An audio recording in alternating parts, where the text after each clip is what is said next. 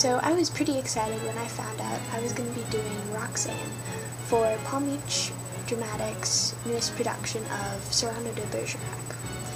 It's a more dramatic role, which I'm not too used to. I'm used to doing more comedy and stuff like that, but it'll look great on my resume, I think, and it'll really grow me as an artist.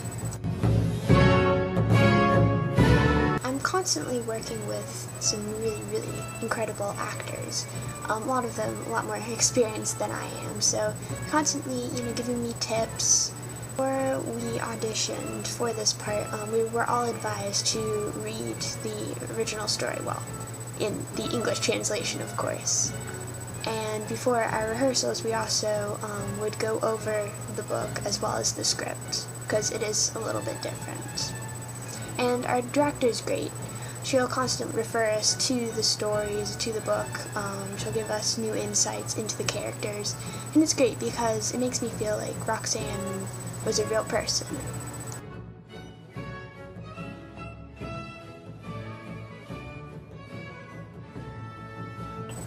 Bonjour, I'm Roxane, and the year is 1640, in the year of our good King Louis XIII.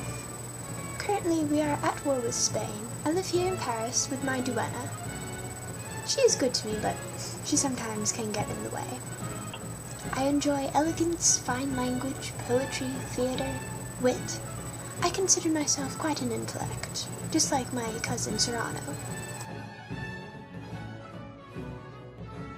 In fact, I think Cyrano is even more talented with the quill pen than he is with the sword, and he is quite a swordsman.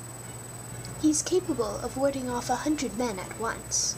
I suppose that's why he's the leader of the Gascon cadets. I have trusted my dear cousin with a secret. I am in love with Christian, his newest soldier. I met him at the theatre. Oh, he is so proud, brave, young, and handsome. And he is, of course, intelligent. Oh, exceedingly so. He writes such beautiful poetry. It makes me swoon. I suppose his beauty did draw me to him at first. I am humble enough to admit that, but oh, he is so witty. I do believe I have fallen in love with his soul. Or at least, that is what I thought until this evening.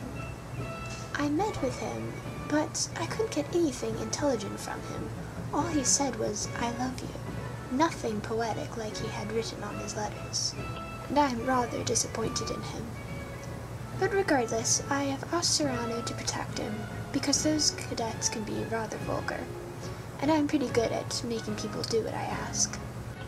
I even tricked the Count into thinking that he should make Cyrano and his men stay at home, and if it wasn't for my cunning, they would be marching there tomorrow morning, perhaps in the front lines of battle. What a foolish question. I'm an aristocrat, and a lady. Well, my first goal would be to get rid of any unwanted suitors, like the Count, that smelly old fool. Well, luckily, I believe I have convinced him to go to Arras and fight instead of stay home in Paris. Secondly, I intend to become as intelligent as I possibly can. And lastly, I would like to get married to someone whom I deem acceptable.